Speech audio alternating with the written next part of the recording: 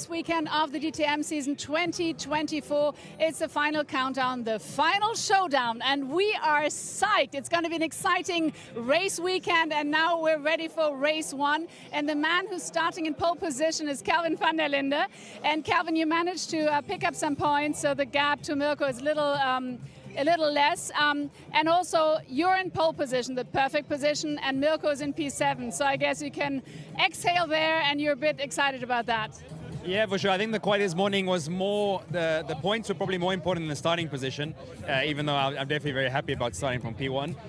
It was probably one of the most important of the season so far, so I'm very excited to go racing. I know Mirko will be fighting back, as he always does. It's been a incredible season, fighting back and forth. You know, every race day somehow something different happens. So respect to everyone. I think I can only say that we've had some great competition this year, and whichever way it goes, let's make the most of it. It's really an exciting battle this year. It's so close. You're 12 points behind Mirko, and I mean, at this point, you really need nerves of steel. And this weekend, you really seem a bit more relaxed, even though it's about the final two races. Yeah, it's been tough. I can imagine also for Mirko, you know, it's difficult leading the championship because you're the target for everyone in the races. You feel it, you know, it's just, you don't have to even say it. You feel in the racing, and obviously as a driver, you also get a bit more cautious. You try not to take a lot of risk when you're leading the championship. So actually this week it's been nice to be second and just chase for a change and go for the wins, go for the pole positions. And so far it's been good. Maybe it's going to change today. All right, so thank you so much. Best of luck, Kelvin. And now here are your commentators.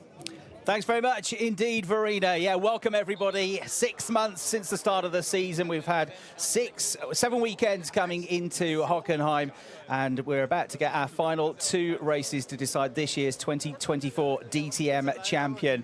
It is between Mirko Bortolotti, Kelvin van der Linde and Maro Engel. For one of them, they're going to be their first championship win in the DTM. But which of the 3 will it be? 20 points cover those 3 drivers. And we've still got, after qualifying this morning, 53 points up for grabs. After this race, though, only 28 points still available, with the 3 for pole tomorrow that you get, and also then a potential 25 points for winning the race tomorrow. So for Maro Engel, he's got to make sure that he is within 28 points of the championship lead to stay in the fight. But as Verena said, Kelvin van der Linde in qualifying this morning on a track which started damp, got a bit drier, but never dry enough for slicks. Some tried the slicks, it never worked. They went back onto wets at the end of the session, and it was Kelvin van der Linde who put in a stunning lap late on to make sure he got pole position and the 3 points that came with it, and that has put him now to within 12 points of Mirko Bortolotti. Mirko was the driver that started on the wets and ran the wets throughout the session, was running second for much of the session, but slipped back and will start 7th on the grid, with Maro Engel starting in 9th. We'll go back to the grid now and catch up with Verena. And I'm here with Mirko Bortolotti, the leader of the championship, starting in P7. You're 12 points ahead of Kelvin van der Linde. Obviously, at this point, it's all about the championship. So I guess it's going to be a bit more tough to go to the front and catch up. But nonetheless, are you in good spirits? Yes. First of all, it's all about the race, because we have a long race now coming up. Then we have another day tomorrow, and then we will see where we are. So we still have some work to do. Absolutely, and hopefully it's going to be good weather, it's going to be stable, and hopefully you will have an ace down your sleeve and ace this race. Yeah, we will try our best. Thank you. Best of luck, Mirko. Thank you so much.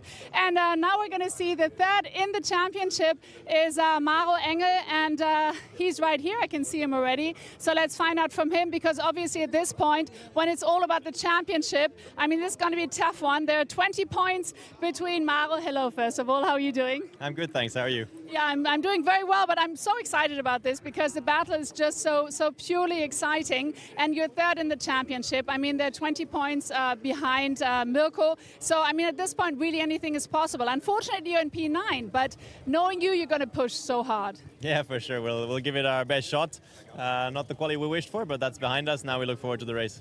And what's your gut feeling? I mean, it's going to be a tough one, especially being kind of in the middle of the field. Is it all about strategy? I mean, you're all focused. What's it going to be all about? It's all about moving forward.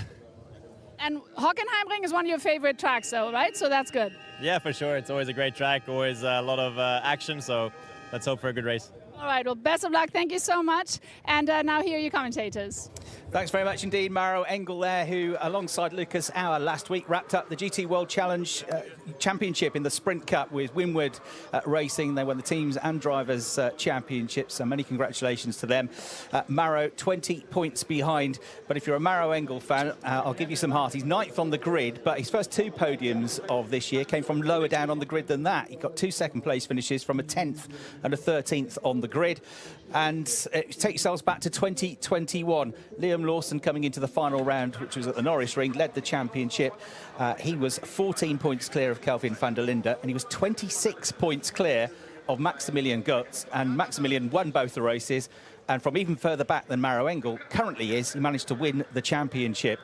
So all is not yet lost for Maro Engel. He could really do, though, with his first win of the season, having so far this year picked up 7 podium finishes, 5 seconds and 2 third-place finishes. Now, something exclusive to us here this weekend, coming in with the Red Bull parachuter there. You can see that we have got a new DTM logo, which is being unveiled this weekend, still using the famous DTM letters, but it's a new style that they've incorporated.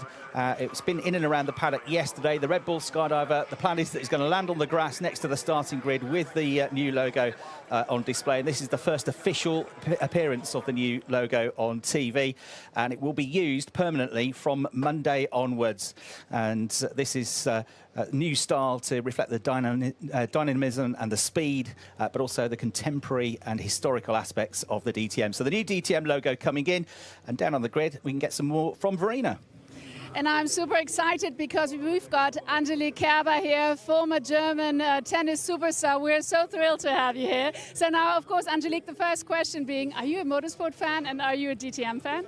You know, I'm a really big motorsport fan, especially in combination with Porsche. I mean, for me, it's like the first time and it's the final weekend, so I'm a really big fan and I'm so excited to be here. And since you said you love Porsche, I guess you're also crossing your fingers for Thomas Preining? Yes, of course. I mean, I'm crossing fingers. And I mean, it's so full. Now people are leaving the grid, the starting grid, but it was so full. What do you think about the atmosphere? Obviously, it's so different to tennis, but do you love it? I love it. I mean, as an athlete, I feel the adrenaline, I feel the attention, I feel how they really focus, especially now in the last minutes. And yeah, I mean, for me, it's so exciting to be here in a different sport event, but I think my plan B was, if I'm not wearing a tennis player, I think I would start to driving fast cars. I think I really loved it since I'm a kid, and I really follow it also during the TV, during all the races, and it's great to be here physically now, because now I have a little bit more time, so I'm really excited and looking forward. Angelique, I was just going to say, you have a little bit more time, so it's never too late, right? What about a second career in motorsport racing? Who knows? I really love it. This is what I can say, and for sure I will be following it a little bit more. Maybe I will also watch a little bit more races during next year, and yeah, let's see what's happened. And you're always welcome here. We would love to see you again. Thank you very much, and enjoy the race now. Thank you so much. All right, so now we're super psyched for our race. We just saw the skydiver landing with the new logo. How exciting is that? And now we are all ready, so fasten your seatbelts. Let's go racing. Here are your commentators. Enjoy. Great stuff. Thanks very much, Verena. Great to see Angelique Kerber there on the grid as well, former world #1 tennis player, 3 times a major winner. In 2016 won the US and Australian Open, and a Wimbledon winner as well in 2018, and a real petrol head by the sound of it. So she picked a good race to come to, that's for sure. The penultimate round of the DTM 2024 season. A reminder then, a 1 hour plus 1 lap race, a mandatory pit stop in the middle 20 minutes of the race where all the drivers have to change tyres. For this race, they get an allowance of 4 new sets of slick tyres to last the 2 qualifying sessions and 2 races. And we've got 25 points available to the race winner. So Kelvin van der Linde, second in the championship, lining up on pole position. The championship leader, Mirko Bortolotti, lining up 7th on the grid. And with some work to do, Maro Engel, 3rd in the championship, trying to come from 9th on the grid. We're about to find out how it all turns out as we get set for race 1 here at Hockenheim.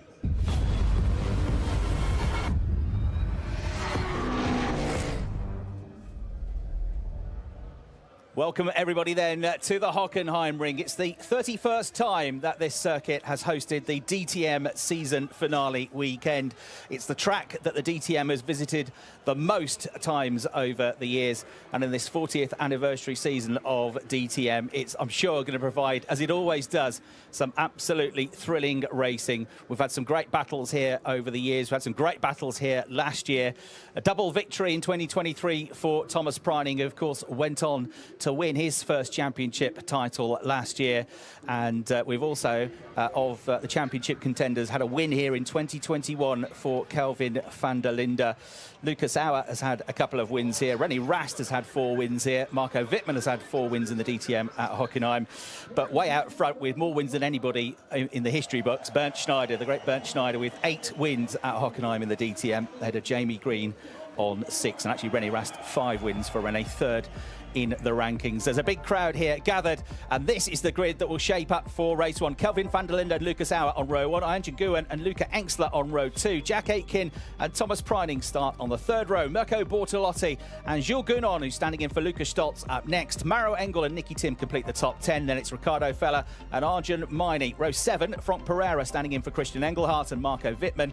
Max Powell and René Rast start 15th and 16th. Then Thierry Vermeulen and Clement Schmidt on the penultimate row of the grid. Back on the last row of the grid, Sheldon van der Linde with Ben Durr for company.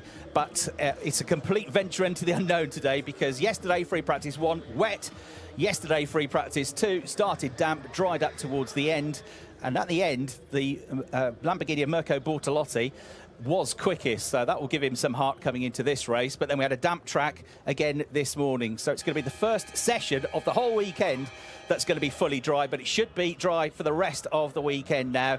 And we are all gathered ready to go for round 15 of DTM 2024. My name's Chris Hartley, and up here in the commentary box with me, ready to go racing, is Brian Oliver. Good afternoon, Chris. Good afternoon, everybody watching around the world. If you were a Hollywood scriptwriter, this would be the perfect plot. You have second in the championship starting on pole position. You have the championship leader with a 12-point advantage starting in 7th.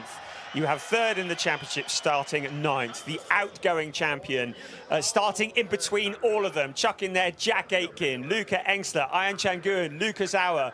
All of them on a track that they haven't run on in terms of conditions at any point this week. This is set to be an absolute thriller. Oh, and by the way, we are in the final round of the season. Just 2 races remaining, and still we don't know who's going to be the champion. This is really exciting. And we might not know until the last lap of the last race tomorrow, the way this championship is going. That's the Drivers' Championship, but there's still a Teams' Championship up for grabs as well. Schubert Motorsport lead the standings in that one. Only points scored in the races for the Teams' Championship, not qualifying points, and your top 2 cars count.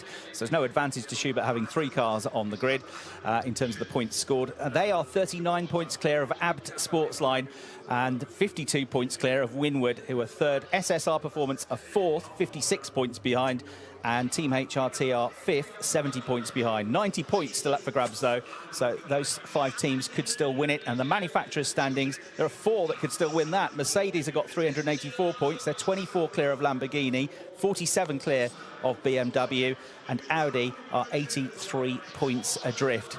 And Brian, this the last weekend that we'll see Abt Sportsline running Audis, and it's 25 years that partnership has run. Lamborghinis for the Abt Sportsline team next year, so it could well be the last time, at least for a while, and at least under the guise of Audi and Abt as a collaboration, that we'll see the R8 on the grid in the DTM. And what a way it would be to go out if they could win the race and win the championship with Kelvin van der Linde. The team principal, Martin Tomczyk, Brian, has said it would be the icing on the cake.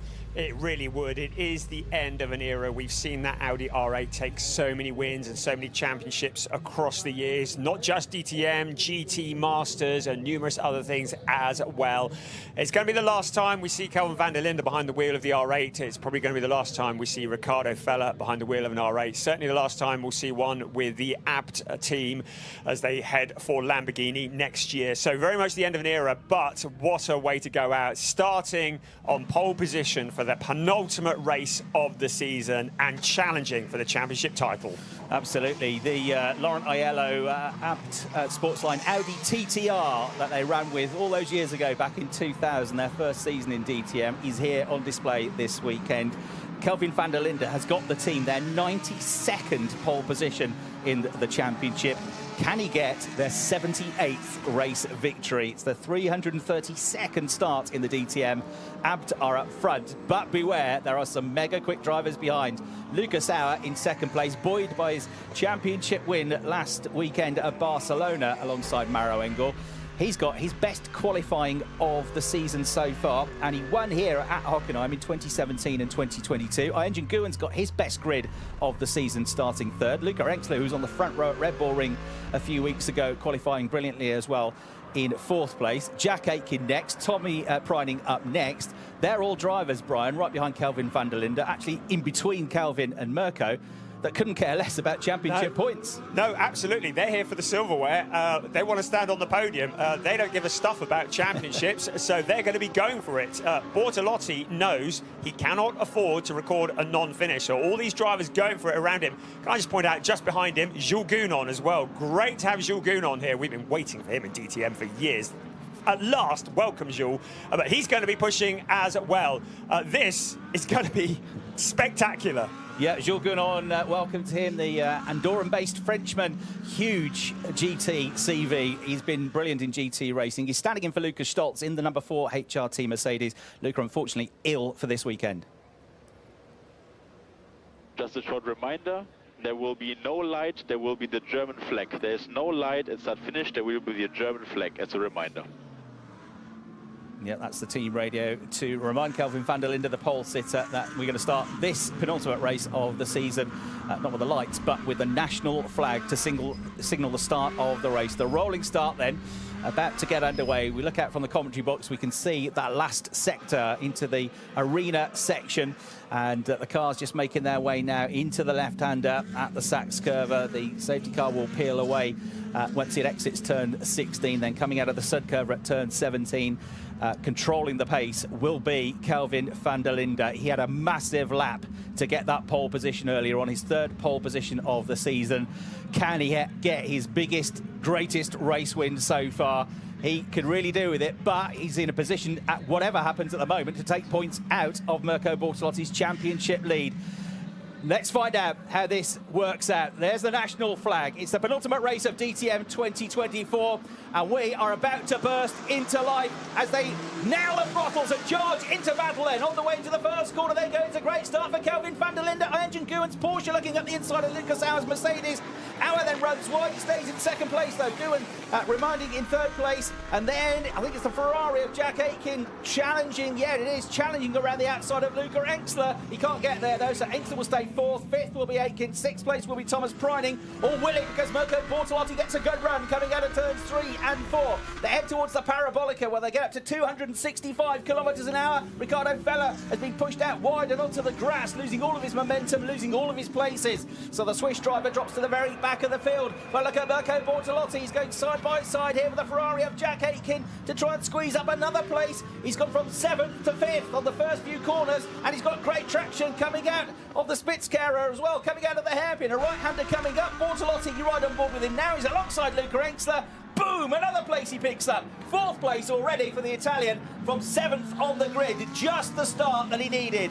And I'll remind you, he was really quick in the dry at the end of free practice 2 yesterday. So Bortolotti on a charge. None of the championship contenders carrying success ballast, because none of them finished in the top 3 last time out at the Red Bull Ring. And Maro Engel has made an excellent start as well. He started to pick up some places in the race. He's come through into the top 6 as well, Maro Engel. So excellent stuff from him, making short work of that troubled qualifying session he has. He hasn't really got the weekend going yet. He's had a spin in the wet in free practice 1. He never got a quick lap in free practice 2 because a red flag came out before the session ended. But he's straight on it here, Maro Engel, and that is the perfect start for him as well. So he's up to 5th place. Bortolotti is 4th. And then ahead of them, Guwen in 3rd, Auer in 2nd, and Kelvin van der Linde, the race leader, by 3/4 of a second. Bortolotti parted the way, and Mauro Engel follows through on his shirt tails. There's just sparks go flying up into the air. Let's hear from Mirko Bortolotti on team radio. Yeah, man, that was the start of my life. He's even got time to talk about it. Just to say about Clemens Schmid, he pulled onto the start-finish line and then pulled off onto the grass just as they took the flag, then seemed to regain power, and he's rejoined, albeit a long way back. So he and Ricardo Feller, long way back at the back of the pack. If we finish the race now, and please don't, we're going to be dead level on points. 217 points apiece between van der Linde and Bortolotti. Engel would still be in the mix as well, 22 behind, 28 still available, but with a tall order. There's Sheldon van der Linde in the BMW trying to make his way up from the back row of the grid. He's gained a few places already. There's René Rast in the blue BMW, who came from 23rd to finish 3rd in race 2 here last year. Now Nicky Tim going side by side here with Thomas Preining, the double winner here last year. Preining squeezes him out though and stays ahead, so remains in 9th position. But a big battle going on here at the tail end of the top 10. René Rast looking pretty quick. The Schubert BMWs have all struggled in qualifying this year. None of them have averaged being in the top half of the grid in qualifying this year. But they've all gone well in the races, and René Rast is certainly looking like he's on a charge. I can see coming into turn 17 now, the Sudcurver, Kelvin van der Linde, brother of this man, the 2022 champion Sheldon. He goes over the line. Got Lucas Auer in his mirrors, but not that close at the moment. Then Guin, and then Bortolotti, and then Mauro Engel looks like he's had a good lap. They go through. And Mauro Engel, was half a second quicker than Bortolotti on the last lap. So the gap from 4th to 5th down to half a second. Good battle going on. Well, it was between Argentini and Frank Pereira. Pereira now has dropped back into the clutches of Marco Wittmann. But as you say, the BMW is pushing forwards. René Rast, we've now become accustomed to him qualifying a little bit further back and charging forward. So keep an eye on the blue BMW just ahead of Argentini. So we are flying already compared to what we've done so far this weekend. First time we've had a chance of a dry track. 1:39.3, the fastest lap for the race leader is Sheldon van der Linde. Makes his way past the McLaren of Ben Durr, and that puts him into the points now. 1 point at least for 15th. Not that he's really thinking about points in what's been a disappointing season. He's 6th in the championship, but wanting to fight for the championship. Nicky Tim going side by side with Thomas Preining again. But it's quite often the case, Brian, that somebody dives down the inside at the Spitzkehrer and then loses out of the drag race up to the next corner. But Nicky Tim has got it, and he's brave, isn't he, on the brakes on the way through into the right-hander at turn number 8. He makes turn number 7, he gets through. Let's hear, though, from the race leader, Kelvin van der Linde. You were 2/10 quicker than everybody else last lap. Bortolotti P4 means we are currently equal on points. So scratch what any driver says in the championship fight about not worrying about points, just dealing with the race, because he's clearly then asked for, just keep me updated what we're doing with the points. And you're dead level. And a reminder, I'll just bring this up now at the start of the weekend. If drivers tie on points at the end of the season, it's on countback who's got the most wins. If they've got the same number of wins, who's got the most seconds, and so on and so forth. But at the moment, Mirko Bortolotti, 1 win this season, 2 wins for Kelvin van der Linde. Without wishing to rain on anybody's parade, just to remind you also that Kelvin van der Linde is on 2 reprimands. 3 would be a bit of a disaster as we look again at the field heading into that first corner. But yes, Kelvin van der Linde needs to be careful, particularly the track limits, and that's something that has been an issue in qualifying and in free practice. Yeah, for a lot of drivers, particularly the wet first free practice session yesterday, as they go wide and put 4 wheels beyond the curbs coming out of turn 1 at the Nord curve. We get some replays of the starts and the early stages of the race. This was a view on board with Mauro Engel, down the inside of Jules Gunon there, under braking on the way into the Spitzkehrer, and that was a nice move. And there were 4 abreast there just behind. Right on the outside there was Marco Wittmann, but not there was any contact on the way into the corner. This is what it looked like on the way into the hairpin aboard with Sheldon van der Linde. His 2 Schubert teammates just in front of him. René Rast, there was a bit of contact there for sure on the way out of the corner.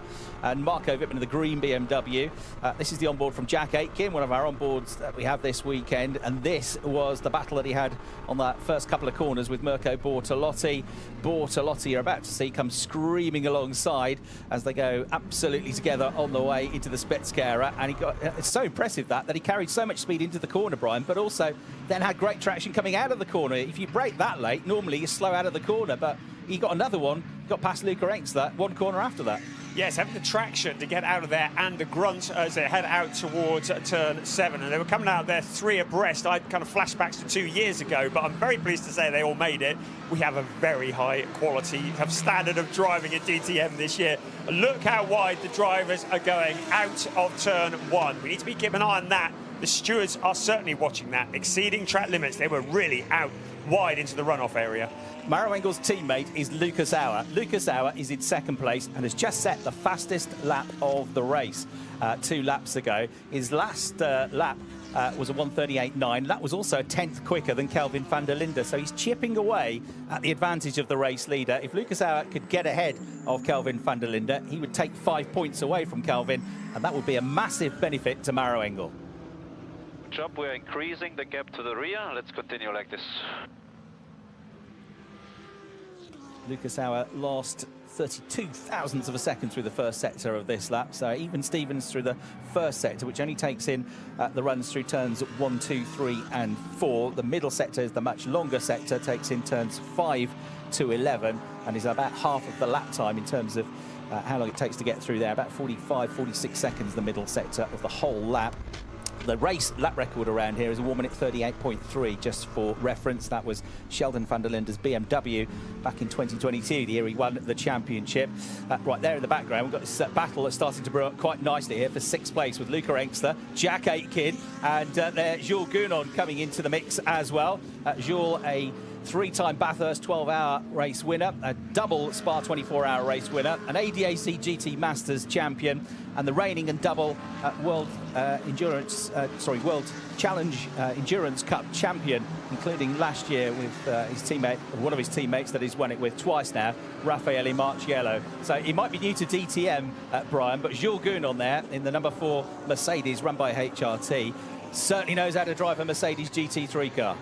Yeah, when the history books look back on Mercedes AMG and the wins they've taken, Jules Gounon will feature very highly in that list. And as I said at the beginning, we've been waiting for him to join DTM for years. And if he's anything like Jordan Pepper, having had the taste of it, he'll want more. And we'd love to see him back on the grid next year. Certainly giving a good account for himself at the moment in that 8th place. The top 5 cars have certainly broken clear of Luca Engstler in that 6th place. And Jules Gounon, as if on demand, attacks for P7. Jack Aitken suddenly with his mirrors full of Mercedes. That's looking back from the perspective of Jack Aitken. Yeah, on the way into turn 7 at 215 kilometres an hour. Into turn 3, they drop down to 2nd gear, 80 kilometres an hour, hard on the brakes.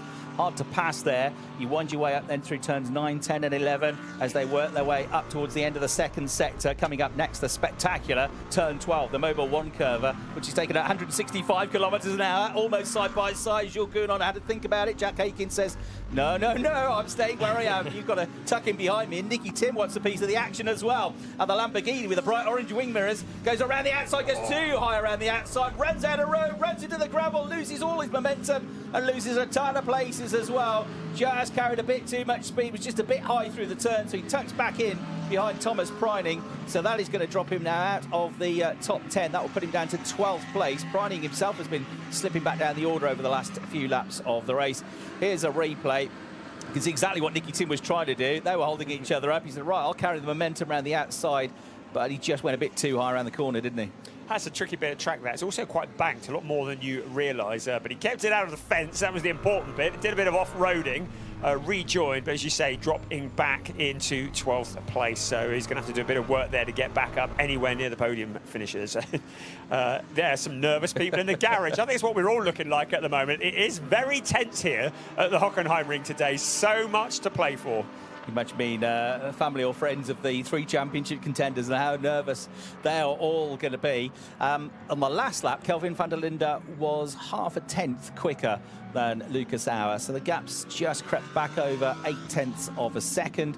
1:39.1 for the leader, 1:39.2 for Auer, 1:39.4 for Gounon and Bortolotti in 3rd and 4th, and a 1:39.6 for Engel. So Engel, who was catching Bortolotti a couple of laps ago, has just slipped back a little bit on the last couple of laps of the race. Jules Gounon now arrives in front of Jack Aitken, and Jack Aitken now staring at the back of that Mercedes. So through and up into what is now 7th place, Jules Gounon, giving a very good account of himself. And René Rast is doing what René Rast has done a lot of the year. He's coming up through the order. Behind him is Arjun Maini.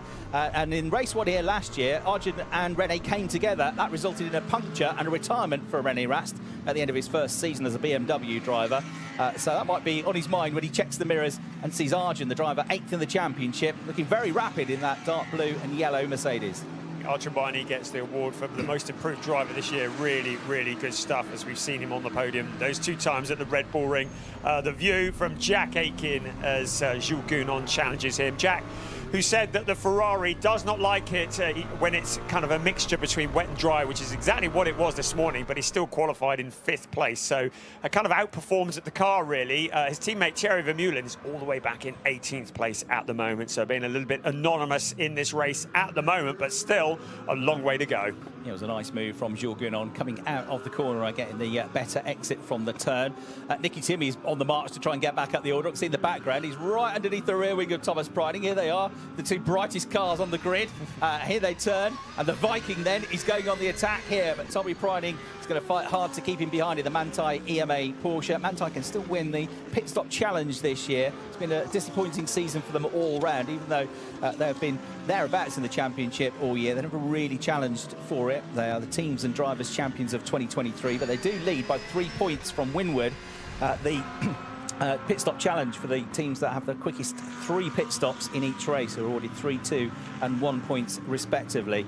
So this is the battle you're watching going on for 11th and 12th between Pryning and Tim. Behind them, Pereira, Wittmann and Sheldon van der Linde round out the points finishes at the moment. Ricardo Feller started to make a bit of a comeback as well after he was forced out onto the grass on lap 1. He's back up to 16th place now in the 2nd Audi. He's just done a 1:39.8, which means he's on the pace of everybody bar the first 2, who are getting closer and closer. The gap is down to half a second now. Lucas Auer is pushing on. The Austrian here, as I say, do a huge favour to Maro Engel, because Maro at the moment is going to be going into the 2nd day here at Hockenheim, 22 points behind as it stands. But if Lucas Auer were to pass Kelvin van der Linde, that would only be 17, still quite a tall order. But Lucas Auer has got one mission here, and that's to get the lead of the race away from the South African. And Lucas Auer would also quite fancy his first podium of the year. He's yet to be on the podium in 2024 for a driver that was 2nd in the championship a couple of years ago. It's been frustrating times in DTM. So if he can get a win here, he'll want to do it. And if that's also a benefit to his teammates, so much the better. The iconic livery of the yellow Mamba bearing down on the race leader. You get the feeling he's got a little bit in his pocket there as well, biding his time. He doesn't need to rush anything. He's got 45 minutes plus 1 lap of this race remaining. It was Luca Engsler moving under braking who had a warning from our race steward. So he needs to be careful of that, because again, that's something that could see a penalty incoming. But at the moment, it's 1st and 2nd who are clear of Iron Changuin by about 3 seconds. So the 2 cars running on their own. There's Iron Changuin in the background, and championship leader Mirko Bortolotti just behind him. Yeah, in the background, as the cars travelled out through into the Mobile 1 curve, I can see that Nicky Tim had got ahead of Thomas Pryning as well. So Nicky in the Lamborghini, I reckon, up to 11th place now, as the leaders make their way then into turn 1 at 180 kilometres an hour, 4th gear. Exit there, get up to 240 kilometres an hour before they go into the Bernie Eccleston corner after end of the ex-Formula 1 team owner and Formula 1 Supremo. Hard on the brakes for the first time into that corner, and down to 2nd gear and 80 kilometres an hour as you see the teams who are going to play a massive part in this next 2 days with their pit stops getting ready to go. It's huge pressure on these teams. They look to make their pit stop in terms of stationary time, changing the rears, then the front tyres. They look to do that, if they can, in under 7 seconds. We've had 6.3 second pit stops this year. The fastest pit stops on average this year have gone the way of Lucas Auer for Winward. His average 6.8 seconds now. Luca Engsler, he's about to concede a position potentially here to Jules Gounon. No, he's not. Makes the Lamborghini wide, gives a little nudge to the front right corner of the Mercedes on the way out of the turn. So as they come out of the Spitzkehrer, the Lamborghini stays just ahead, and the former TCR touring car champion makes his presence known and gets back in front of Jules Gounon, who was briefly ahead of him coming out of the turn. Jules then closes up under braking, but the Mercedes driver has to sit tight for now, but he's closed the gap of over a second in just over a lap. So Jules Gounon, no doubt about it, is the quicker of the 2 drivers, and the Frenchman about to get another position here at the inside of Engsler and into the top 6. Welcome to DTM, Jules. Luca Engsler staring at the back of that Mercedes now. Also in the background there is Jack Aitken and Rene Rast. The gap between the first two at half a second still. Just to remind you that Lucas Auer will be aware that Kelvin van der Linde will not want to take any risks. A DNF would be potentially disastrous for his title challenge. So Lucas Auer just waiting for his moment. But at the moment, they're holding station. We look there, Jules Gounon's already broken clear of Luca Engsler fairly quickly. Jack Aitken now closing in on the Mercedes. Also there, Rene Rast and Arjun Maini. The teams limbering up, getting themselves together. Team talk. Palms on top of each other. They're getting ready because in less than 3 minutes, the pit window will open. Great to see some of the routine as they head towards the pit stops. Great to see Lucas Auer having a little look to the inside of Kelvin van der Linde. Just to repeat what I said, van der Linde cannot afford a DNF, and Lucas Auer will be totally aware of that. He's the one who can take the risks. Kelvin van der Linde needs to bring it home in the points. If Kelvin was in any doubt as to whether he's going to have to fight like crazy for this race win, that doubt is now completely gone, because Lucas Auer showing his nose for the first time in the race. Behind Guin and Bortolotti, getting a bit closer for third as well. The Italian trying to get himself up onto the podium here. Maro Engel kind of sticking with them, but not really closing overall. But it's still quite a tight battle for third place, and the pit stop crews can make a huge difference if they get the pit stops right in these battles for the lead and the battle for the final spot on the podium. And as I said, Team Winwood have been mega at their pit stops this year, and that's the team that runs Lucas Auer in that yellow Mercedes. So the Austrian pushing then for what will be his third win here at this circuit in the DTM. But Kelvin van der Linde wants his second win at the Hockenheim circuit in DTM. His first since his first season of the championship back in 2021, and it would mean so much. But as he said to Verena, it's the points that mean more than the result now, and he wants those 25 points, and he wants to get himself dead level on points with Mirko Bortolotti for the championship, and then it will become a one-day championship effectively between the pair of them, with Maro Engel still in the mix as well. For now, Kelvin van der Linde seems to just edged a little bit clear, just giving himself some breathing space over Lucas Auer. But Lucas Auer is quick here, coming out of the Parabolica, charging down towards the race leader, who we can now hear from on team radio. What I'm trying to say, do I let him go and try to keep a good race pace?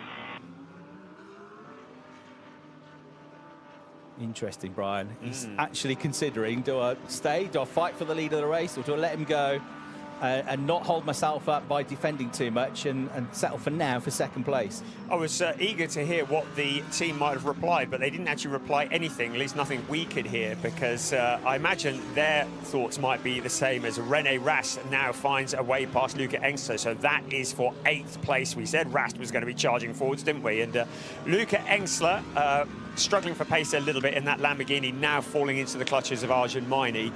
But yes, Kelvin van der Linde, he's thinking about the big picture, isn't he? But there's 5 very valuable points there for between first and second place as we look once again at Luca Engsler, this time with Arjun Maini putting the pressure on. Here's a replay of Rene Rast with the gap on the inside of the hairpin, then the acceleration out towards turn 7 they come, which is taken flat out. Looks like there's been a bit of damage on Rene Rast. I think he might have been in the wars a bit as he's charged his way through. Yeah, so Luca Engsler struggling a little bit for pace in the Grasser Racing team run at Lamborghini at the moment. The pit window has just opened, and he's the first one to come in. Marco Wittmann is also coming in to the pits. Leaders have already long since gone by. They've all stayed out for the time being. And the pit stops are going to be so crucial now, top 5 being so close together. One of the McLarens heading into the pits as well, Clement Schmidt, and Thierry Vermeulen's Ferrari as well. So 4 come in, rolling the dice, change the rears first, then change the front tyres. Pirelli slick tyres on, away goes Luca Engsler. A decent stop for the Grasser Racing team. He was stationary for 7.9 seconds, so it's not mega, it's okay. Marco Wittmann was stationary for 7.8. Thierry Vermeulen, pretty good stop from Emil Frey Racing, 7.3 seconds he was stationary for. And we haven't got time for Clement Schmidt. That hasn't come up on the timing screen. That's the onboard camera you now see. This is the battle for the lead of the race. We saw some shots of Hans-Jürgen Abt from Abt Sportsline looking ultra focused in the garage, watching the screens going on with the headphones on a couple of minutes ago, and both of them running way out wide as they make their way out of turn 12, the Mobile 1 curve, into the left-hander at the Sachs curve at turn 13. And the team getting ready here, Team Winward, for what could be an absolutely crucial pit stop. Now, is this going to be for Lucas Auer or is it going to be for Maro Engel? I suspect it might be for Maro Engel. Does he peel in? Yes, he does. So the first of our championship contenders comes in. Right, take a deep breath. Everybody down at Hockenheimring Racing. You've done a great job with the pit stops all year long. You just got to do 2 more mega pit stops to give your driver the best chance here. He's certainly had an excellent first stint. It looks like Jack Aitken coming in the background as well. I think Hockenheimring, is that in the background also coming in? Yes, it is, as I look out of the commentary box window. So 3 come in to make the pit stops.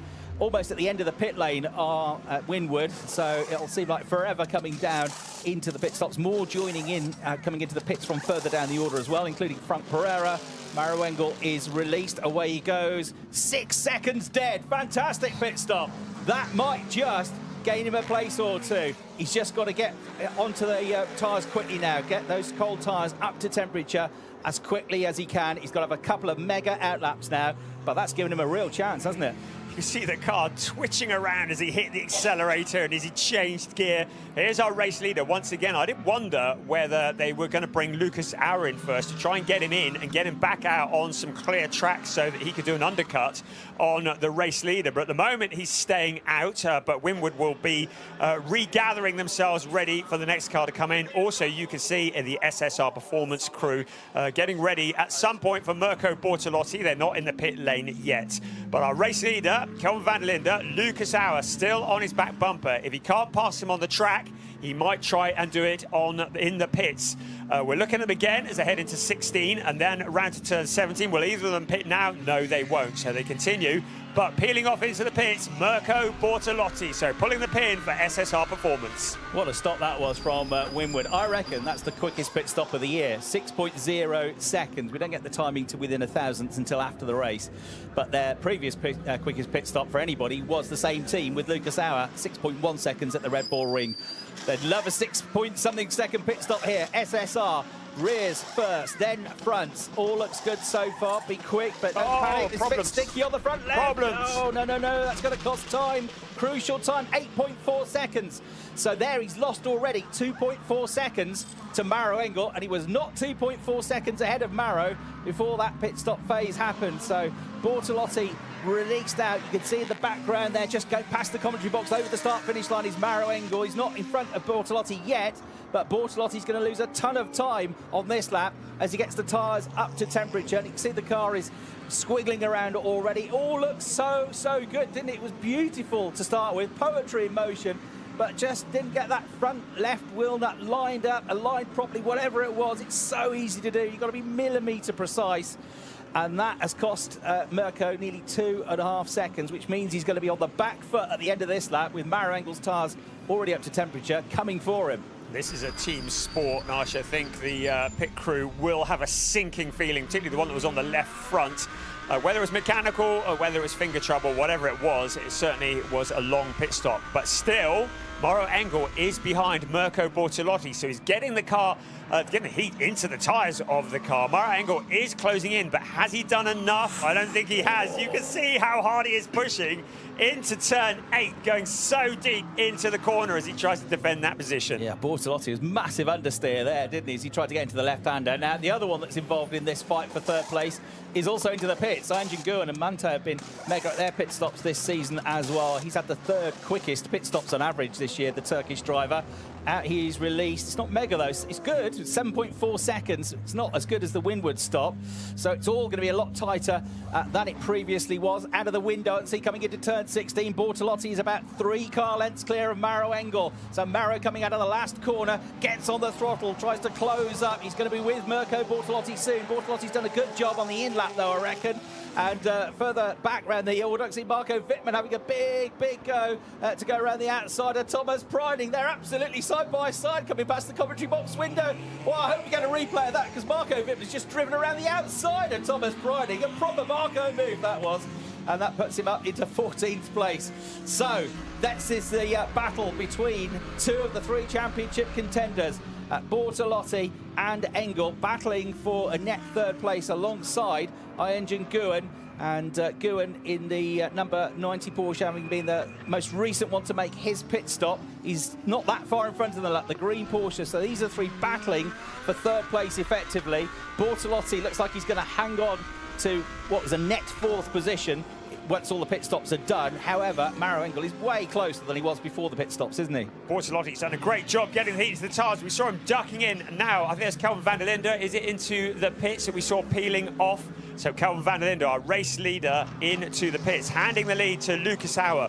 But it looked like a challenge for Maro Engel just as we cut away. But here comes our race leader, keeping to the pit speed limit. This is critical. Engel's still behind Bortolotti. They've just come back into our view, into the Sachs curve where they now turn. So Bortolotti fended off Engel. Right, Abt have got their huge pit stop underway. It looked good, it looked good, it looked good. Away goes the South African Kelvin van der Linde. The time, 7.2 seconds. Pretty good. Not a disaster, not the best pit stop, but pretty good. I think they'll take that. So Kelvin goes back out now. He should still be the net race leader. That's the first of the pit stoppers. And in the background there, Engel Guan, flashing his headlights, is the next of the pit stoppers, with behind him Bortolotti and Engel. We have also final call track limit turn 1. We have also final call track limit turn 1. Ooh, final call on track limits at turn 1 for Maro Engel, the smoothest of drivers. But he can't afford to go beyond those white lines anymore. Otherwise, he's going to get a penalty, Brian. He cannot afford that. He needs almost a perfect weekend to go for the title this year. And a penalty would come in the shape of a visit to the penalty box. The white box you see on the track on the left-hand side, he'd have to pass through that at no more than 50 kilometres an hour. It'd be the equivalent to adding 5 seconds onto his lap time. It would be disastrous if he got one of those penalties. At the moment, he's keeping the pressure onto Mirko Bortolotti, who has done a phenomenal job getting the heat into those tyres and fending off car 130. But again, Engel has a look on the inside, the two cars side by side. Bortolotti goes wide. Engel muscles his way through, takes the position away.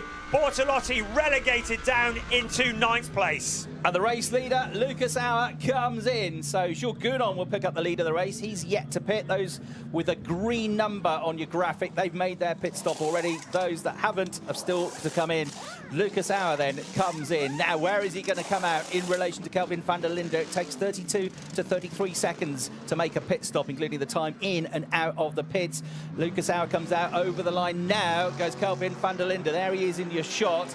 So Auer will be in front of van der Linde, but he won't be that far clear of him. And Kelvin now has got to go like the clappers with his tyres up to temperature to close this gap. I would say he's a bit nearer to Auer than Engel was to Bortolotti at the same phase a few laps ago. So the Mercedes, which is notorious for struggling to get its tyres up to temperature, he's going to have to go like crazy now, Lucas Auer, to fend off Kelvin van der Linde. And Maro Engel, having got past Mirko Bortolotti with that move on the previous lap, has just edged clear of him now by 2 or 3 car lengths. That was the move, Brian, Maro Engel, of a driver that's got no choice but to go for it. It was a great move. Yes, well, it's an all-or-nothing kind of move, really, isn't it? He's just charging through, giving it everything he's got. Going back to Lucas Auer, he must have done some monstrous in-laps before his pit stop to have got that close, trying to get the undercut of Kelvin van der Linde. At the moment, he's got the advantage, but he's got to get the heat into the tyres. Maro Engel has the tyres up to temperature. He's got past Mirko Bortolotti, so that's one position. His main championship rival currently behind him.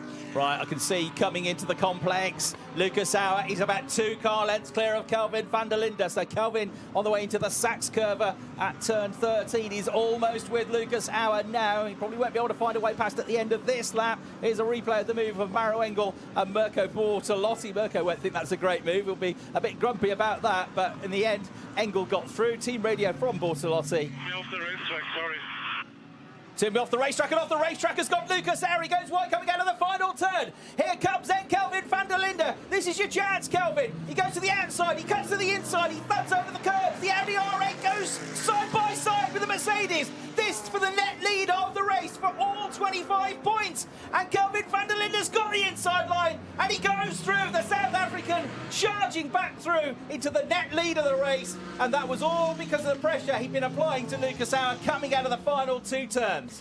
Auer got his rear wheel onto the grass coming out of turn 17. You saw the dirt kicked up into the air. It would have taken him a corner to get that cleaned up. Kelvin van der Linde saw the chance, went for it, but now Lucas Auer, with those tyres cleaned up, heading in towards the hairpin, has a look to the inside, has a look to the outside. Kelvin van der Linde has him covered off at the moment, but a drag race out towards turn 7, they will come.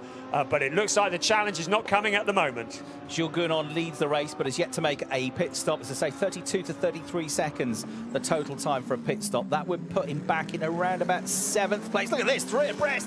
Marco Wittmann, Luca Exler on the outside, Nicky Tim. Nicky Tim in the Lamborghini keeps his foot absolutely buried, but the BMW has got in between those 2 Lamborghinis. Big Marco is on a charge here, so that puts him ahead of Exler up to 11th place. And Jules Gounon, I can see, has come into the pits, the race leader, which just leaves Sheldon van der Linde, and he comes in as well. So the last 2 to make their pit stops come in, still with 8 minutes to go, which means that Kelvin van der Linde is going to pick up the overall lead of the race once again. He is about to come out of turn 17. There was some contact between Nicky Tim's Lamborghini and Jack Aitken's Ferrari earlier on as well. That was at the Sachs curve, and that put the British driver out through the gravel trap, which is why he's tumbled down the order a little bit as well, down at the moment to 15th place. It was a fair bit of contact, that, wasn't it? Nicky Tim muscling through, Arjun Maini taking advantage of that and getting past the Ferrari and past the Lamborghini as well. So Arjun now to 9th place overall. Yeah, no surprises. The race stewards are having a look at that. That's a replay of that moment that Lucas Auer had. Did well to keep it pointing in the right direction, if I'm honest. Getting out on the grass, there's not much grip out there, I'll have you know. And it left him vulnerable to Kelvin van der Linde. Van der Linde saw his opportunity and took it. And that's the only opportunity he needed to get past Lucas Auer. But now, can he keep the yellow mamba behind him? Fastest lap of the race has just gone to Mr. R. Rast, if you've ever heard of him. 1 minute 38.672 seconds for the 3-time champions. The BMW driver up now, well, 8th at the start of the lap, but with Jules Gounon and Sheldon van der Linde in, he's going to be coming out probably somewhere around Jules Gounon and René Rast will be more or less together, I think, and Sheldon should be behind them, so he should be at least up to 7th, maybe up to 6th place at the end of this lap. But Kelvin van der Linde is your race leader. I can see Jack Aitken limping back into the pits, I'm afraid, the British driver in the Emile Frey Racing Ferrari, and that's possibly a result of the damage from that contact with Nicky Tim. It could be damage to the car, it could be damage to one of the Pirelli tyres. So in he comes. That incident is being looked at by the stewards as well.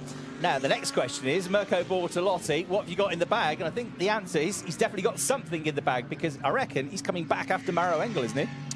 Yes, well, he never gives up, does he? I mean, let's face it, he's certainly closing in on the Mercedes. Out of 16 they come. So at the moment, they cross the line. We're looking at the gap between the 2 of them. So Maro Engel about 6.5 tenths ahead of him as Jack Aitken's car is pushed back into the garage. And that's a real shame to see him retiring from the race.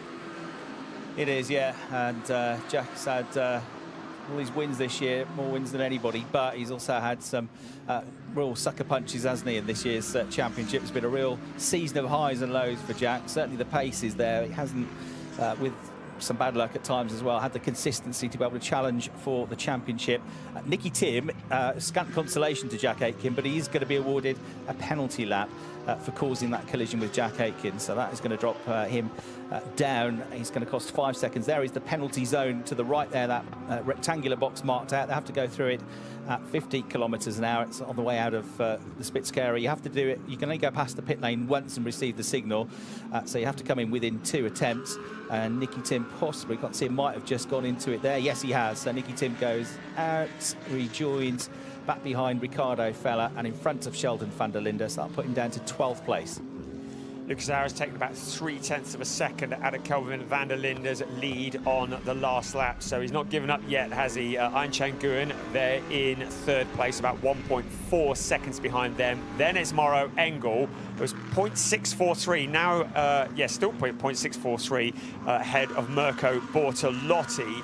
So holding station at the moment, but it feels a little bit like some of the cars further back are closing in. We look at Sheldon van der Linde challenging further back. He is in 13th place, and he's just caught up with Nicky Tim after that drive through the penalty box. So Nicky Tim has fallen back into the clutches of him. Here is our race leader once again, Kelvin van der Linde. Lucas Auer, well, we can tell you what the gap is. It says 0.453.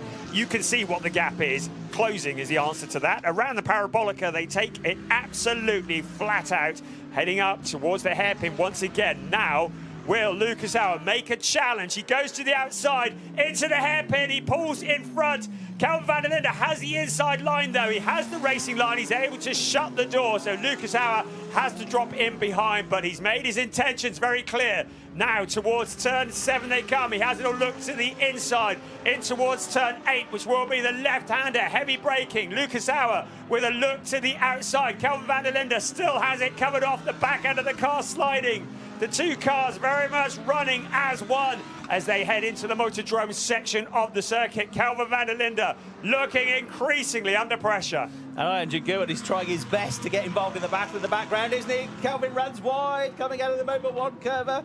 The back tyres kick up the dust. And that was a wild ride. He goes through the Sachs curve. He's still ahead by about 2 car lengths, by about 3 or 4 tenths of a second. But Lucas Auer is piling on the pressure now that his tyres are up to temperature. Gouin is on a similar pace but can't close the gap. But if they fight each other, hold each other up, then the Turkish driver could be in there as well. He'd love his first win of the season, wouldn't he? First win in the DTM if he can do it. And then Maro Engel is, for now, keeping Mirko Bortolotti at bay. There is Maro in the white Mercedes, looking to celebrate 130 years of motorsport involvement for Mercedes this year, hence that special livery with a championship title. He's still in the fight going into tomorrow as it stands, still 20 points back on the championship leader, but the new championship leader would be Kelvin van der Linde as it stands. But there could be a 5-point swing any moment now if Lucas Auer gets on the gas, gets on the brakes and goes for it. And anybody that's ever watched Lucas Auer will know he is not scared in coming forward. He's one of the last of the late breakers. He's a super brave driver.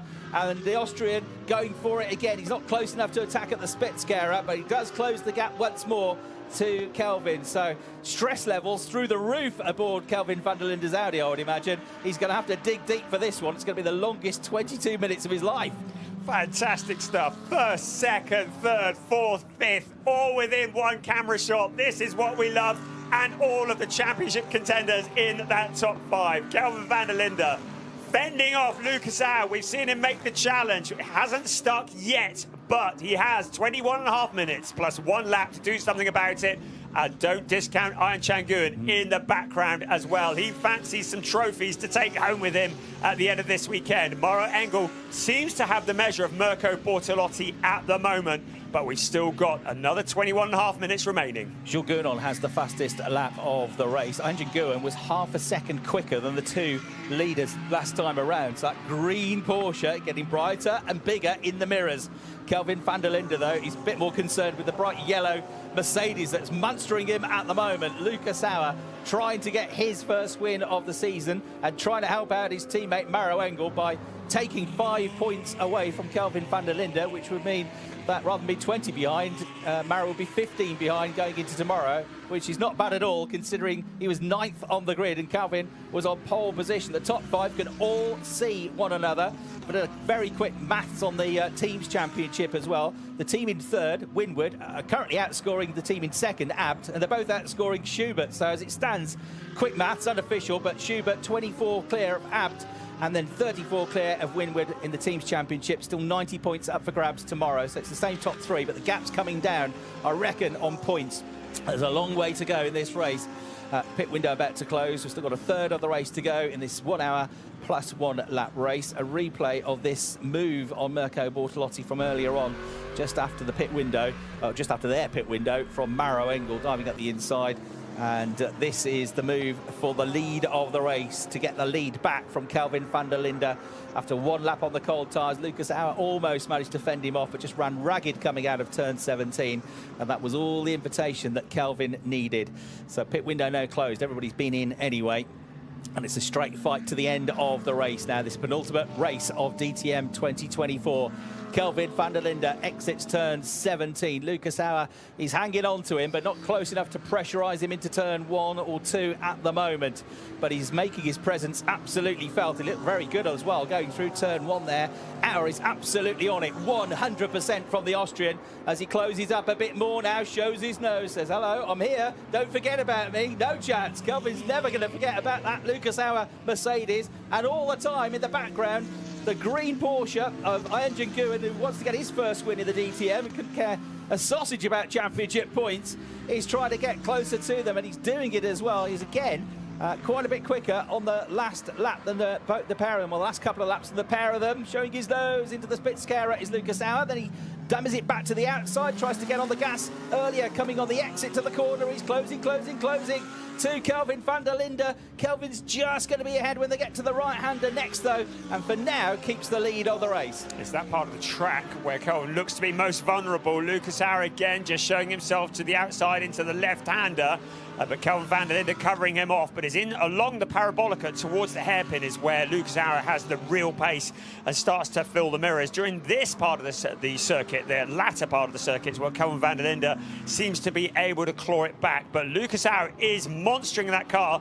If you don't believe me, look at him when he comes out of the final corner, absolutely giving it everything he's got to try and keep up with Kelvin van der Linde. But maybe getting a good exit out of the last corner in towards turn 1 and being close as they head in towards turns 2, 3 and 4 is going to be the trick to getting past. So out of the last corner we come once again. Lucas Auer extracting everything out of the track, out along the pit straight once again. 1, 2, 3, 4, 5, all running in single file. On the previous lap, Bortolotti was quicker than Engel, and they were both quicker than Guwen, and it's all concertinaing up. So the gap from 1st to 5th is now only 3.5 seconds. And as soon as this pair get into a fisticuffs out on track, the race leaders, they're going to hold each other up, and the next 3 are going to be on them. It's going to be a proper fireworks finish, this, in the penultimate round of 2024.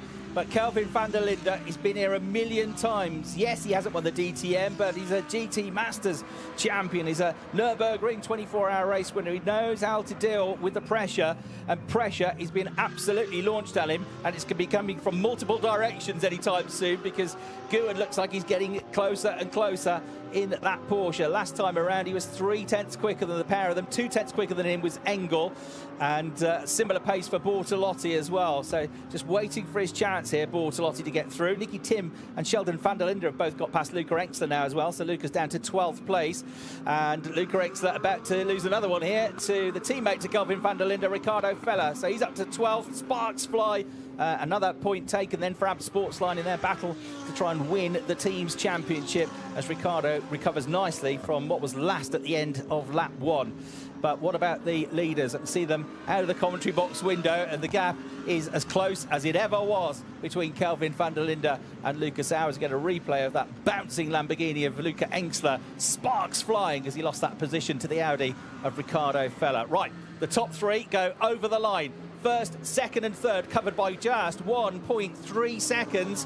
And on that lap, again, slightly quicker was Jan Guwen. So he's getting into the mix here. This is going to be a grandstand finish. And if he can catch them, Maro Engel can catch them as well. So Lucas Auer now makes his way through the exit to turn number 2, 2, 3, 4, and now towards Parabolica. They then charge at 265 kilometers an hour. Is he close enough to attack? I would say no, but he will close up under braking on that Mercedes, and it looks good coming out of the corners as well. I think Kelvin has just got enough in hand at the moment to be able to fend off the Austrian. Don't go anywhere. The final quarter of the race is coming up. 5 cars fighting for the lead. 3 of them need the points. 2 of them don't. They're all fighting for those podium positions in this, the penultimate race of the season, and they're all closing in on each other. Anything could happen in the next quarter of an hour. Kelvin van der Linde would rather it didn't, though, because at the moment he's got that lead from Lucas Auer, but how much pressure can he withstand? He'll have one eye on the track in front. He'll have the other eye on his mirrors because it's full of yellow mamba. In the meantime, Lucas Auer will know Jan Guwen is closing in, so if he's going to try and make a move on Kelvin van der Linde, he'll want to do it before that Porsche gets any closer. Kelvin looking for his 8th win in the DTM and 25 huge points. If it stays like this, he will move into the championship lead, having started the race 12 points behind, having started the day 15 points behind.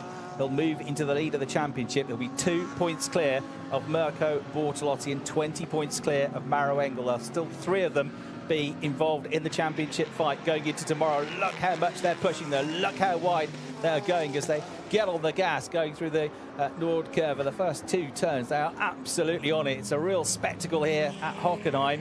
But because he's quick through that first couple of turns and he gets a good exit in that nimble short wheelbase Audi R8 through turns 3 and 4 as well, it just gives Kelvin van der Linde that little bit of breathing space. So even though he gives a toe to the Mercedes behind him, even though the Mercedes is very good on the brakes, even though Lucas Auer is hugely brave on the brakes, he's not quite close enough to have a lunge down the inside. But what Lucas Auer is doing here, Brian, he's making Kelvin van der Linde drive that car and use the tyres at 100%, and that might tell at the end of the race. You stole the words from my mouth, because Kelvin van der Linde is having to take an awful lot out of the car, and maybe Lucas Auer, he's a wise old pilot, is playing the long game here, as you say, putting the pressure on, forcing Kelvin van der Linde to take too much out of that rubber and leaving him vulnerable in the closing stages of this race. At the moment, all he needs to do is to keep the pressure on, keep holding station and see what happens. Iron Chen Nguyen about 9/10 of a second back from Lucas Auer, so not closing in anymore at the moment. Kelvin van der Linde's the rear quarter of that, just looking outward if it looked like there was a bit of damage on it. Maybe that's just the angle we're at, but certainly no issues with pace at the moment. The old trusty steed, the Audi R8, AB Sportsline there, last but one day with that car. Can it get a race victory? They're 78th. Here's the big moment of the race. That contact, shouldering Mirko Bortolotti out of the way, muscling his way through.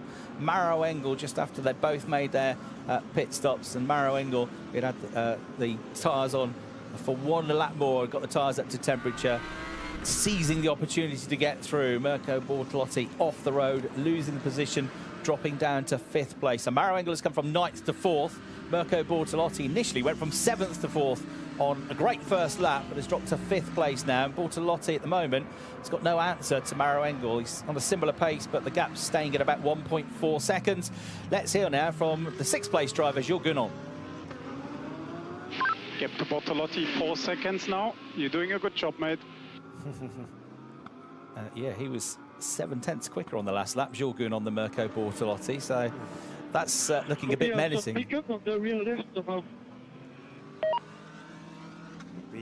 The 5-way battle for the lead could soon be a 6-way battle for the lead. When people refer to putting a stamp on it and sending it, they'll probably use a video of Maro Engel and Mirko Bortolotti to illustrate it, because that's exactly what he did, launching it up the inside. What a great move that was. Jules Gunon has already taken 4/10 of a second out of Mirko Bortolotti on this lap, the first 2/3 of the lap. So he is coming, no doubt about it. He's still 3.4 seconds adrift, but he is pushing hard, and Bortolotti could ill afford to lose another position. He's 5th at the moment, 11 points, 10 points for 6. It's only a point, but you can see this championship going down to just single-figure points. As Thomas Preining's had a difficult race. He's 15th. He's clinging on for a championship point here. A reminder that Thomas Preining has finished every race this season and every race last season in the points. So he's got this enormous record going at the moment, but he's only just clinging on to it. And Max Powell is only half a second behind him. If he drops to 16th, he drops out of the points for the first time since Hockenheim 2022, when he was involved in that huge crash that we had here on the Saturday, which saw the engine of his teammate Dennis Olsen's Porsche being torn clean out of the car. Now, showing his nose properly, Lucas Auer goes for the move. There's contact, and the Spitz-Gerra, but the South African stays ahead of the Austrian. Kelvin van der Linde just withstood that nudge, but that was a half lunge. He was quite a long way back, and in the end, he's lost ground coming out of the corner, but that would have been a real heart-in-the-mouth moment, a heart-stopping moment for everybody supporting Kelvin van der Linde. He was 2 wheels on the grass there, trying to force his way through. Contact to the right rear corner of the Audi, and you've got to worry about contact with the sharp carbon fibre of that Mercedes. If that had clipped the tyre of Kelvin van der Linde, that could have resulted in a puncture, but I think he missed the tyre. Wow, well, if there wasn't damage on the right rear quarter of Van der Linde's car a few minutes ago, there might be now in the Landgraf team. They look on with Man Team Filter team. They look on with shock and concern. They've all survived, but I think Kelvin van der Linde had the biggest heart-stopping moment of all. He saw his championship flashing before his eyes. It looks like he hasn't got any damage. He's able to recover. Lucas Auer's dropped back a bit, but he's made it clear what he wants to do. He's not worried about the risk. He wants to get into the lead of this race. Now, Kelvin van der Linde, again, will be wondering, does he let him go or does he defend? Well, defending is what he did in that last move. Yeah, well, you let him go, you drop to second, you lose 5 points. What if he loses a championship by 4 or 5 points? He'll never forgive himself, will he? A racing driver just goes against every instinct to give a position up. If he was leading the championship by 30 points or something, you'd think, yeah, maybe he would do that. But he's not. He's trying to win the championship. He's trying to close the gap. He's trying to move ahead of Mirko Bortolotti. So he can't really afford to do that. Let's hear now from Maro Engel. How is Cuban doing for track limit? Because he's on every lap. It's not just me that's going wide, says Maro Engel, who's on his final warning, so he's having to be careful as well. But how often is Engel going off the road, he says, because he reckons he's going off all the time. So just a little note to the team, but also hoping that the officials might be listening to that transmission as well. Maro's definitely a bit closer to the back of the Porsche than he was a couple of laps ago. Still looming large in the mirrors, getting bigger and closer as Jules Gounon's black HRT Mercedes. I'll tell you what, Lucas Auer is quicker than Kelvin van der Linde, because this was the move on the previous lap that resulted in the contact, but he dropped 4 or 5 car lengths back because he lost all his momentum there, Lucas Auer. But as they come out of turn 17 and past the commentary box window, the gap is down again to less than 3 car lengths. So he's coming back at him, and now Kelvin van der Linde knows exactly what is coming, and he knows that Lucas is going to go for it, and maybe even if he's not right on his tail, he might come anyway. So he's going to brace himself every time down at that hairpin. But Lucas Auer is getting bigger and bigger in the mirrors, closer and closer. Once again, he might be a bit too far back this time, but I'm sure he's going to have at least one more attempt to get the lead of the race here before the end of the 15th round of the championship. 7.5 minutes plus 1 lap remaining of this race. We're still no closer to identifying what the exact order of the podium is going to be. Kelvin van der Linde is on team radio. Let's have a listen in. We are not quick enough, man. We are not quick enough. Copy, mate. We see. 6 more laps. Let's try to survive. Well, you might not be as quick as you want to be, Kelvin, but you are in front, and you can make that Audi a little bit wider just through sheer willpower. His dad, Sean, himself a former touring car champion, his mom, Bernie, will be watching on, barely able to breathe. They've already witnessed one of their sons win the DTM Championship, Sheldon, a couple of years ago. Kelvin's dream to do this, his hero, was Matthias Ekstrom in the Red Bull liveried Sportsline Audi all those years ago. Can he replicate his hero, who went on to win 2 DTM Championship titles? At the moment, he's in the box seat. He's going to move into the final day tomorrow with his nose just in front in the championship, if it stays like this, if he can win the race and if he can get all 25 points. But Lucas Auer goes across the line, and the gap between them is less than half a second now. The last lap, a 1:39.292 for Kelvin, a 1:39.253 for Lucas. So the gap coming down by just thousandths of a second. He's digging deep here. He's giving it absolutely everything, Kelvin van der Linde, to keep the attacks at bay. But you just get the sense there's going to be 1 or 2 more big moments in this race. And Lucas is also free to go for it now, Brian, because you look in the mirrors and the attack from Engel Gounon has started to fade, hasn't it? He's dropping further away in that 3rd place. Yeah, it's fallen by the wayside, hasn't it? Kelvin van der Linde feels like he's had Lucas Auer glued to his back bumper for pretty well the whole race, is what it feels like. Lucas Auer, with nothing to lose, he wants 1st place. That's all he wants. Kelvin van der Linde needs the points. He wants 25. Will he have to settle for 20 or even less than that? Lucas Auer looking to break his heart and break his dreams as well as he leads this race. But at the moment, if he can hold on, he will jump to the championship lead. Mirko Bortolotti solid in that 5th place at the moment. Maro Engel in 4th. Engel Gounon having dropped back from the lead duo. Jules Gounon was 6/10 quicker than Mirko Bortolotti on the last lap. So, well, last time we checked in, the gap was 3.3 seconds. Now it is just over a second, 1.1 seconds. And he's getting to the point where the Mercedes driver could be going for an attack here and could, again, try and take points away from Mirko Bortolotti. That would be helpful for Maro Engel, another Mercedes driver, just ahead of the pair of them. So in the background, there you can see lights ablaze. Jules Gounon, he's catching up to Mirko Bortolotti pretty rapidly. The gap comes down to under 7/10 of a second, so he was 4/10 quicker on that lap, all told. And Mirko Bortolotti's going to have to dig deep just to get that car home in 5th place. The Lamborghini driver, the Italian, fighting for every point here, scrapping for every single championship point. What about the leaders, though? Kelvin van der Linde at the moment is tackling the Parabolica flat out. Is he clear enough? Yes, he is still, what, 3 car lengths clear of Lucas Auer, so he can breathe for now. 4 minutes plus 1 lap to go. It's going to feel like forever for Kelvin. Lucas Auer has been shown the black and white flag for failing to manage track limits. That might explain why he's dropped back a little bit. So the black and white flag is a warning, but if he gets another one, it could be a penalty. So the car ends 2nd place with a warning from the race stewards. The gap has opened up to nearly 8/10 of a second, just a little below 8/10 of a second. Franck Pereira has just come into the pits with a problem, so it looks like a 2nd retirement following the retirement for Jack Aitken a while ago. So he drops out of 17th place. That moves the McLaren of Clement Schmidt up to 17th. Thomas Preining still just about hanging on to the final championship point in 15th ahead of Max Powell. There is the Grasser Lamborghini of Franck Pereira being pushed into the garage as the leaders come into the final turn at turn 17. 3 minutes and change, plus 1 lap to go in this race. Kelvin van der Linde is looking a bit more comfortable now, it has to be said. It's not exactly miles clear of Lucas Auer, but he's been able to keep him 3 or 4 car lengths at distance for the last, what, 2 or 3 laps of the race. So the gap between them, 0.7 seconds. There is Jules Gounon still trying to go after Mirko Bortolotti, but Mirko pulled the gap back out to 1.2 seconds on that lap. And that was because Jules had a sluggish lap, a 1 minute 40.2. So Gounon maybe went off the road somewhere or went a bit ragged somewhere and lost a bit of that ground that he's been making up.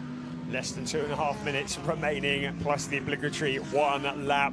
This is so tense. Kelvin van der Linde must be sweating as he leads the way in the number 3 car. Lucas Auer has thrown everything at him, including the kitchen sink, as they head out again around towards turn 7 and into turn 8. With the warning hovering over him, Lucas Auer, for track limits, he needs to be careful. 2nd place at the moment. Has he got anything else up his sleeve? He's got just over 1 minute and 3/4, plus the 1 lap remaining of this race to do something about it. Kelvin van der Linde has done all the hard work. Let's listen to Team Radio with Jules Gounon. 3 laps to go. Come on, you can do it. Being G'd on there on Team Radio. Come on, you've done all the hard work. You can do it. We've got time. We've got 3 laps to go. So the battle continues. Lucas Auer looks a tiny bit closer to me than he was in the previous lap as they come into turn 16. We'll see if my eyes deceive me or not. It's not much in it. It's certainly a fact that Kelvin is not getting away. It was 0.683 seconds. It has come down. It's come down by a whole 0.5 of a second, 0.615 seconds. But he is a bit closer, and he is still keeping the pressure up. Look at that, 2 drivers on the absolute limit of adhesion as they negotiated the Nordkurve at close to 200 kilometres an hour. Lucas Auer is still throwing everything at this. 1 minute plus 1 lap remaining in this race. Kelvin van der Linde on his way to the championship lead with a day to go in the DTM 2024 championship. His closest rival, Mirko Bortolotti, 5th. His other rival, Maro Engel, currently running in 4th place and 1.2 seconds away from Ian Nguyen. He's that bright green Porsche in 3rd, a bit wide on the exit to the Spitzkehrer. Goes the Audi of Kelvin van der Linde, but it's okay, gets good traction and heads towards turn 7, still a couple of lengths clear. Has Lucas Auer got anything else up his sleeve that he can launch at Kelvin van der Linde? He's running out of opportunities. They're going to go into the hairpin just one more time after this, and that will be potentially his best opportunity. It's where he has been closest, but time is running out. The clock is about to strike 0, so it will be the remainder of this lap, and then one more for our race leader, Kelvin van der Linde. The checkered flag cannot come soon enough for the South African. No, and it is going to be one more lap at the end of this one. The clock has just ticked down to 0 seconds. And look at Jules Gounon, closer than he's ever been now to Mirko Bortolotti. If he gets past Mirko, Mirko will lose a championship point. He'll score 10 instead of 11 points. That's going to become the world's widest Lamborghini very, very shortly. Let me tell you, final lap of the race then. 4.5 kilometres between Kelvin van der Linde and a famous, much-needed race victory. And it could be the biggest win of his life. But he's not there yet. He's still got to negotiate one lap. He's still got to somehow keep Lucas Auer behind him. And for Mirko Bortolotti, he's in a similar predicament. He's having to keep a very rapid Mercedes behind him. You can see that Jules Gounon giving it absolutely everything as he came out of turns 3 and 4 through the Parabolica for the last time they go. I think Kelvin van der Linde should be okay, Brian. Yes, I think Lucas Auer is just a little bit too far back to do any kind of dive bomb manoeuvres. Out of the hairpin they come for the last time. But it looks like Kelvin van der Linde has him covered off, but he's still got a few more corners to go, still 11 more corners to go. That's a vision of us in the commentary box at the moment. Eyes across, covered by fingers. That's exactly how we're all feeling. It has been the tensest of all races. Here we go then, half a lap to go. Heading into the Mobile 1 curve for the last time. Kelvin van der Linde ahead of Lucas Auer, who's pressed him all the way home this race. Arjen Nguyen looks like he's going to get 3rd place, but the 25 points and the championship lead are coming the way of Kelvin van der Linde. Everybody, I hope you enjoyed your starters. Tomorrow, we've got the main course. The championship will go right down to the last day of the season, and Kelvin van der Linde will be the championship leader on Sunday morning. He takes the win. That's the maximum I've ever done in an Audi. That's the maximum. There's nothing left. Victory for Kelvin van der Linde, a first podium of the year for Lucas Auer, and Arjen Nguyen with a tremendous 3rd place podium as well. I know this was 110%, man. You did it well. What a drive. Proud of you. A mega drive. He had to dig it was an honor, so deep It for was that. an honor to watch you today. Let's repeat tomorrow. I know it's hard, but we will get it. Come on. An honour to watch you today. Wait, collect pickup, please. Collect pickup. Don't forget, pick up the tyre, debris. What a battle that was. It might not have had the overtake in the end, but it did have a big side-by-side moment. He did have a breathtakingly, agonisingly tight attempt from Lucas Auer, which resulted in contact, and then everybody at ABT, everybody in South Africa held their breath. Was there damage to the car? Was there going to be a puncture? But it held together. The old trusty steed held together. And Kelvin van der Linde, who looked mighty relieved when he got pole position this morning. Imagine how relieved he's going to be to get that race victory. A huge win for Kelvin van der Linde, your new championship leader. He's going to have to carry 20 kilos of success ballast tomorrow, but we won't ruin the parade by saying that now. So at the moment, I should think the relief must be immense. He has extracted every single point that he can out of today. And his main championship rival down in 5th place, well, he's picked up points, but it's certainly not what he came here for today. And it is going to be tomorrow, literally a dash for the cash. A one-day championship, everybody, and 3 drivers still involved in the fight. And we all know that day 2 in the DTM is never, ever, ever the same as day 1. So Kelvin will celebrate, ABT will celebrate, but they know the job still has a long way to be done. But the crowd, as they've been all year long, have been treated to another tense battle. It was a close race. Lucas Auer gave it absolutely everything. Mirko Bortolotti, 5th place, but he's still in the fight. Well, mate, P5, and tomorrow we're going to strike back for sure. So, tables... Yeah, no comment on this, no comment. No comment, not happy. Right, so, but what was Kelvin saying on the grid to Verena? It's quite a nice position to be 2nd in the championship because the pressure's off your shoulders, you can go for it. I know what Mirko must be feeling like. He's the championship leader, he's got all the weight on his shoulders, but tomorrow, Brian, it's the other way around.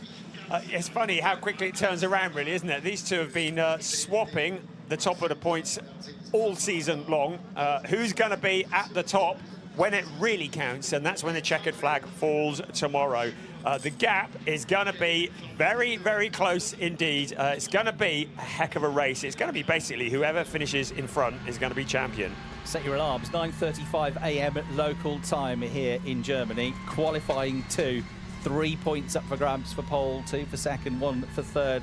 What difference will they make at the end of the season as well? So far this year in qualifying, Mirko Bortolotti has scored 17 points and Kelvin van der Linde has scored 11. So you add those points up, they've made a huge difference to the championship fight as well. But for now, Kelvin van der Linde, having been 15 points back at the start of the weekend, is now 2 clear. Championship lead ahead of Mirko Bortolotti. 28 points still available, so Maro Engel is still in the fight. He's where he started, 20 points behind the championship leader. It's just that it's somebody else that he's now trying to catch. Kelvin van der Linde squeezes his way out of the Audi. He's barely got any energy to get up onto the roof of the car. He's given everything. He's got everything to win that race, and he's done it. He's got no energy left. He'll sleep well tonight. He'll probably be asleep after the press conference. He must be shattered, but he's done it. Mentally draining, not just the physical effort. These drivers are peak athletes, but it's the mental effort as well. Not just to try to fend off Lucas Auer, but of trying to win this championship, which is so hard to do. You can see how much emotion is going on inside the crash helmet of Kelvin van der Linde. This means an awful lot, and now with just a couple of points separating him and Mirko Bortolotti. It's going to be pressure tomorrow, but these two drivers know how to deal with pressure. He's not taking his helmet off yet. He's not jumping around the place. It's just, I think, massive relief, exhaustion, release of tension, but it ain't done yet. Still a championship to win. Absolutely right. OK, what a race. Let's get some reaction to it now, down with Verena. And I'm here with Lucas Auer, who really tried his very, very best. You were pushing so hard. I'm sure you made Kelvin's life out there hell. You tried till the very end, and you did a phenomenal job. So are you happy with the P2? Yes, very happy. It was a tough race, was a good race. Congrats to Kelvin, 0 mistakes. There were some stages where I was quicker. At the end, he was again quicker. But very tough racing. Also, it's your first podium, so congratulations to that. And looking forward to tomorrow? Yeah, looking forward. We seem to have quite a decent pace. Absolutely. Thank you, Luki. Back to you. Thanks, Verena. Yeah, really nice to see Lucas Auer get his first podium of 2024, his 23rd career podium in the DTM. Confirmation of the results there then with Kelvin van der Linde at the top of the times. Lucas Auer was second, Arjen Guwen third, Maro Engel fourth, Mirko Bortolotti fifth, Jules Gunon sixth on his debut, René Rast fighting back to seventh, Arjen Maini eighth, Marco Wittmann and Nicky Tim rounded out the top 10. So confirmation of the points. Kelvin van der Linde 2 points clear, 28 points up for grabs. Mirko Bortolotti is now the hunter rather than the hunted, and Maro Engel is still not giving in on the fight. One of them is going to be the champion. One of them is going to become a first-time champion. We'll know the outcome in 24 hours' time, but not before that, because as ever, it's going to go right down to the wire. Kelvin van der Linde, though, picking up a magnificent win, and this was the moment he took the checkered flag and crossed the line as a victor in the DTM for the 8th time in his career and his 63rd race in the DTM. A magnificent victory ahead of a lot of pressure from Lucas Auer, and well done to Arjen Guwen as well, who's picked up his second podium in DTM following on from a third place finish at the Sachsenring last year. There to the left of your picture, Hans-Jürgen Abt, and to hear the team celebrating, big smiles on their faces. A real family team, the Abt Sportsline team, the most successful team on the DTM grid, already announcing they're going to be back with us next year. And incidentally, Martin Tomczyk, who was a driver's champion himself in 2011, is the team principal now. If they win the championship tomorrow with Kelvin van der Linde, he'd become the first ever person to win the DTM as a driver and also as a team principal, just as another element to this. Right, Kelvin van der Linde's got the helmet off, and he's got enough energy to smile, but he has thrown his heart at that. He's left it all out there, and he's got the win. Well done as well, though, to Arjen Guwen, who picks up third place, his first podium of the year, his second career podium in the DTM. Great to see him having a much better time of life in the second half of this season. And Lucas Auer back on the podium. What a week he's had after victory in the GT World Challenge Sprint Cup in terms of the championship with Maro Engel last weekend. He gets his first podium. But there, a big, big intake of breath because Calvin van der Linde is announced onto the podium as your race winner for round 15 of DTM 2024. The winning team, of course, the ABS Sportsline team, have now got their 78th win in this championship. They'll be very happy with a 79th tomorrow, let me tell you, but he might not need to win the race now to win the championship. He's just got to finish ahead of Mirko Bortolotti. We'll now get the winners' national anthem.